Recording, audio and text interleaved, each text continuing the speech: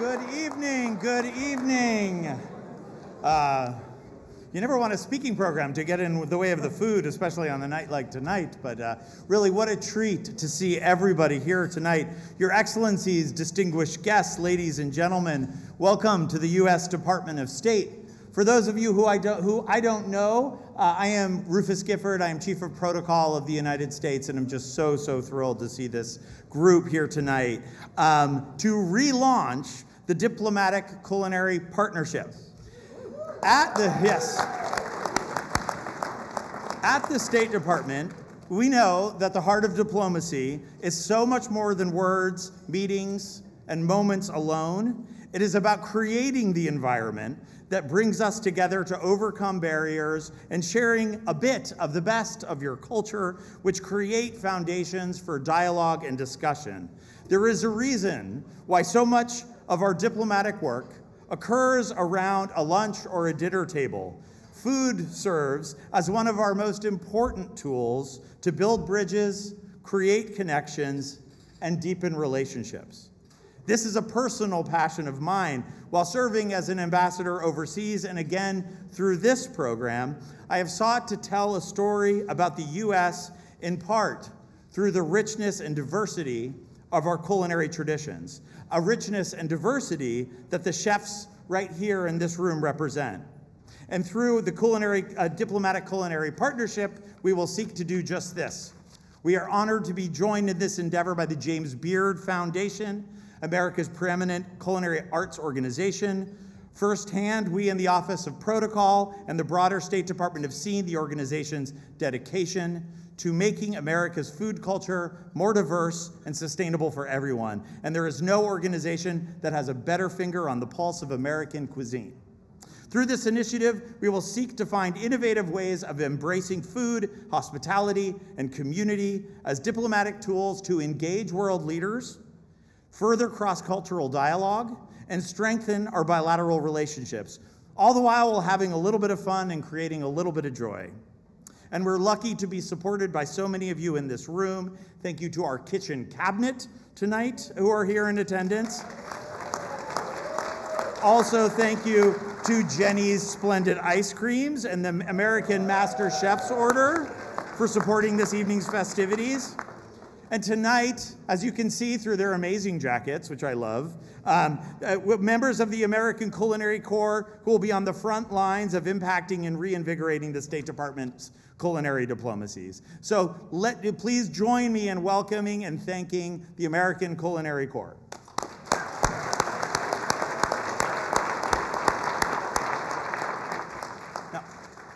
Jose Andres, a member of the American Culinary Corps and the Kitchen Cabinet, was unable to be present in this room tonight as he is on the ground in Turkey supporting the humanitarian efforts following the devastating earthquake. However, he has a few words he'd like to share by video. Pull that up. Thank you, Secretary Blinken, for inviting me to address today's gathering, and to the men and women of the State Department. Many of you, people I call friends, diplomats, and public servants who represent the United States with dignity, love, and respect. Thank you to each and every one of you who is here to celebrate the relaunch of the State Department's Diplomatic Culinary Partnership. Yep, you can clap.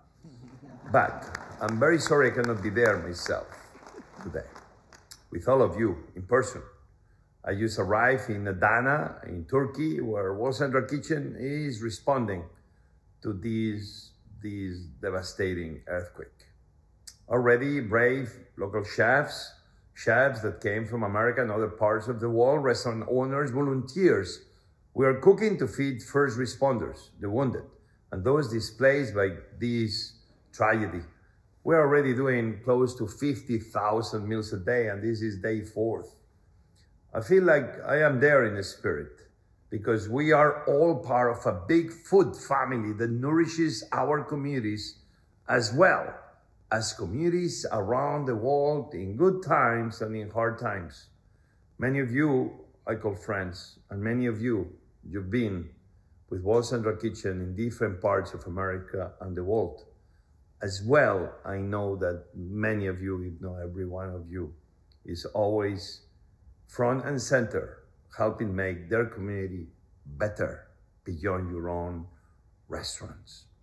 So time again, I've seen the power of a plate of food to deliver calories, to provide hope, to bring people closer together.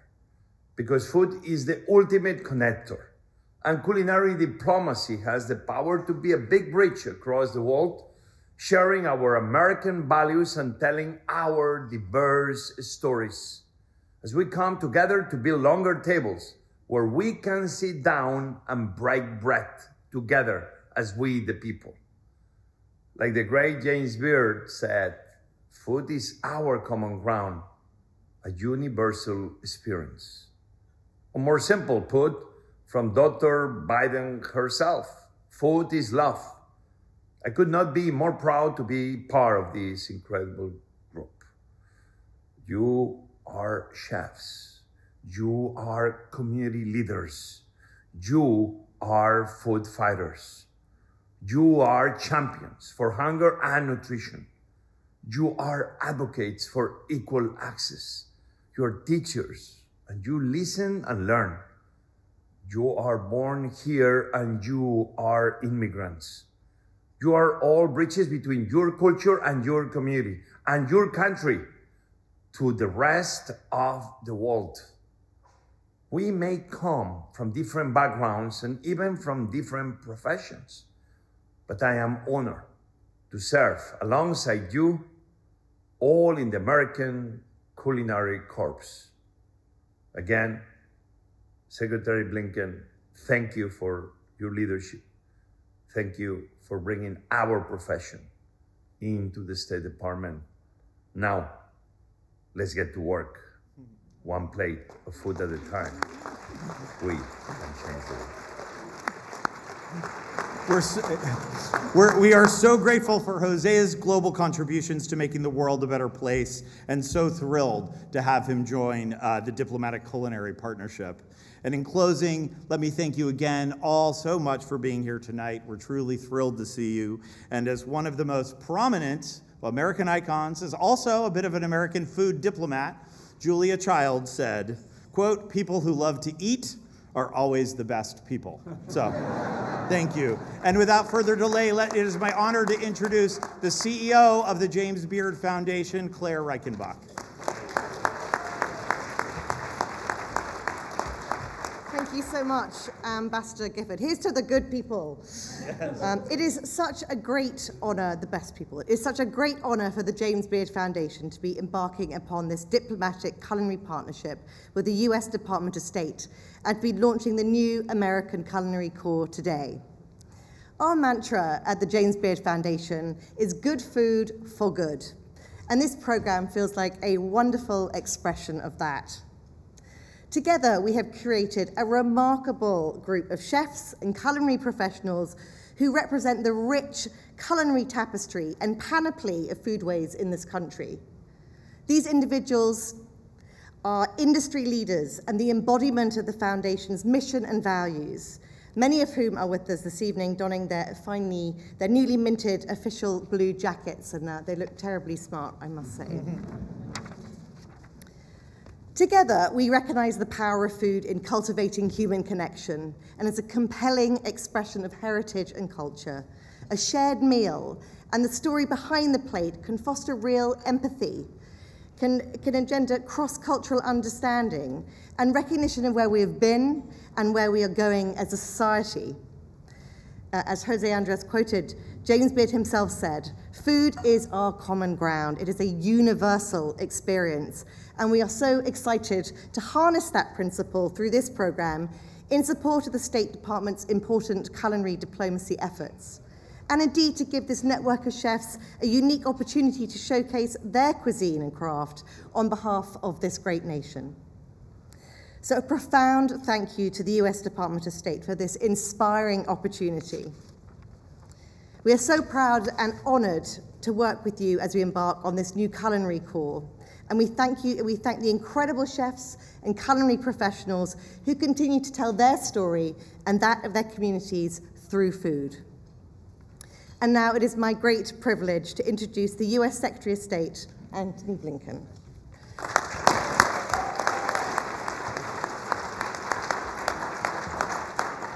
Thank you. Good evening, everyone. It is wonderful to have you here at the State Department, to have you here in the Ben Franklin Room, and to launch or relaunch what is for us a truly wonderful initiative. Now, I have to tell you something. Most evenings in this building do not begin with servings of salty caramel ice cream or frosé sorbet. But we're very glad that tonight does, and I do want to thank the James Beard winning Jenny Britton for providing for us tonight. Jenny, thank you. And we're here with an absolutely extraordinary group of accomplished chefs. Marjorie Meek Bradley, Tanya Holland, Edward Lee, Gregory Gourdet, Karen Okinawat, Kwame Owachi, Carl Dooley, others that I can't begin to name because time would not allow it, but let me simply say this. If this were a quick-fire challenge, it would end with Padma Lakshmi telling me to please pack my knives and go. We are grateful to everyone who prepared the amazing food that we've enjoyed tonight. A special thanks to our student chefs. Where are you? I see student chefs from the American Culinary Federation. Isaiah, Sirius, Alexis, Barbara. You represent the next generation of the culinary profession and the diversity, creativity, and sheer talent that you bring show us that it's a bright future indeed, and a delicious one. So thank you. Thank you also, Claire, to you, to the James Beard Foundation, our partner in the Diplomatic Culinary Program, and to Ambassador Gifford and our protocol team, whose care and whose attention to detail are indispensable to the work that we do every day. And, of course, a very warm welcome to members of the Diplomatic Corps here today. Now, I don't know why they chose this particular event to join us, but I'm greatly appreciative of their presence here today. So we are, as I mentioned, in the Ben Franklin Room. You can see Ben Franklin looking down on us over there. America's first diplomat. He was known for aphorisms like, "Wine is proof that God loves us and wants us to be happy." When it came to food, he was actually a little bit more restrained, saying things like, "Eat to live, not live to eat." But I think we can forgive him because he lived in Philadelphia before Michael Solomonoff got there. Then it would have been live to eat, or a federal donut a day keeps the doctor away. I happen to have experienced that firsthand. In fact, I was actually telling Michael when we visited Federal Donuts, there was one terrible thing that happened. We came away with a wonderful box of donuts. Somehow, between the time that we got back to the plane and I was ready to dig into one of the donuts, somehow in that time the donuts were no longer there. So I need a repeat visit. But you all know this. Food has been an integral part of the American story. Our culinary traditions show who we are, where we came from, and what we cherish. Many of our most iconic chefs are beloved as much for their food as they are for their courage, enabling future generations to bring their whole selves to the kitchen. Discrimination prevented James Beard from doing that in his lifetime. But today, his foundation works to ensure that chefs are judged on the food they prepare, not who they are, what they look like, who they love. That's a mission that so many chefs here tonight are carrying forth. In the diversity of America's cuisine and our greatest chefs, we see a reflection of our identity as a nation of immigrants, a land enriched by a beautiful fusion of ideas, of traditions, and tastes. As the Frenchman, Brillat Savarin, put it, "Tell me what you eat, I'll tell you who you are." Another great philosopher of our times, who some of you would have seen on the show Ted Lasso, would say that football is life. Well, food is life. It's also, as you heard from Ambassador Gifford, one of the oldest tools of our diplomacy. When we break bread with people, we learn something about each other in ways that transcend divisions of geography or language. In my own time as a diplomat, I found that sitting down for a meal with my counterparts has often led to conversations, candor, exchanges that simply don't happen when you're in a conference room, a boardroom, in an official, formal environment. Put another way, sometimes diplomacy gets more done effectively at the dining room table than at the conference table. And I've witnessed that, experienced that myself. Here at the State Department, cultural diplomacy has long been a pillar of our work. We run programs to harness the power of art, music, sports, education, and of course, cuisine. And that helps us connect with other communities and other countries. So today, alongside the James Beard Foundation, and with a special thanks to the advisory group that you've already heard reference to, the Kitchen Cabinet, we are very excited to be launching the next generation of the Diplomatic Culinary Partnership. This program is going to bring American chefs into our diplomatic events, from embassy receptions to state dinners. It will give foreign visitors and dignitaries a chance to learn about the history of American cuisine and, quite literally, get a taste of our culture. And it will promote American food abroad, introducing our products, our restaurants, flavorful innovations to people around the world. At the heart of this initiative is the new American Culinary Corps. We have enlisted more than 80 of our nation's most talented chefs, reflecting the rich diversity of our nation and our food. Many of them already run restaurants or kitchens that serve as ambassadors for their own communities and a slice of American cuisine. Now, what we're asking them to do is to work on a global scale, to use their incredible gifts to act as citizen diplomats, traveling, cooking, sharing our traditions, one meal at a time. The Culinary Corps represents the best of the American food scene, and we're thrilled to partner with some truly extraordinary chefs. I think some 50 or more of our colleagues are here with us tonight. State Department, thank you, thank you, thank you.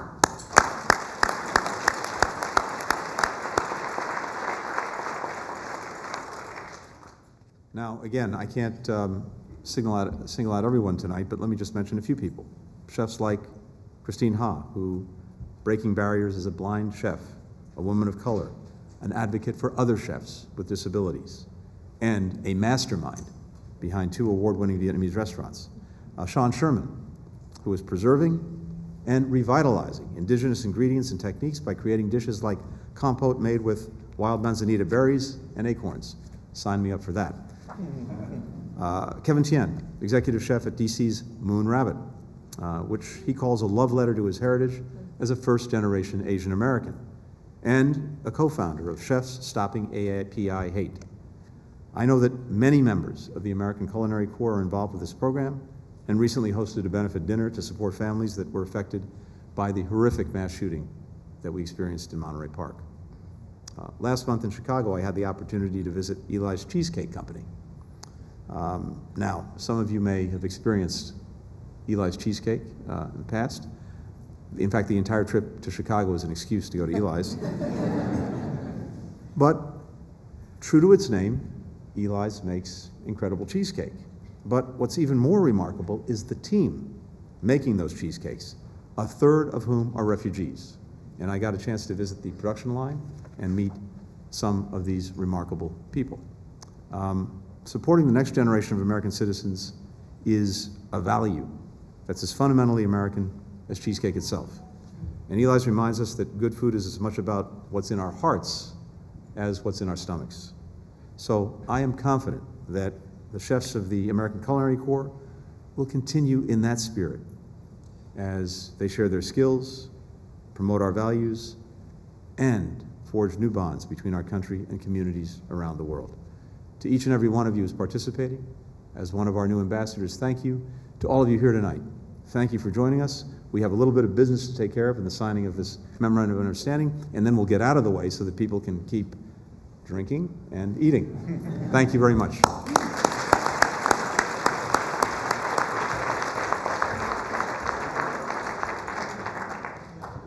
The Memorandum of Understanding being signed today formalizes the diplomatic culinary partnership between the United States Department of State and the James Beard Foundation.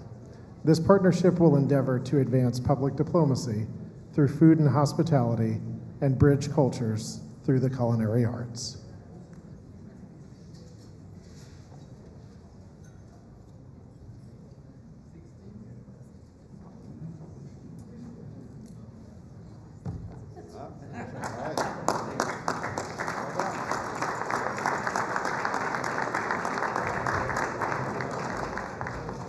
This concludes today's MOU signing ceremony. Please continue to enjoy the reception. Thank you.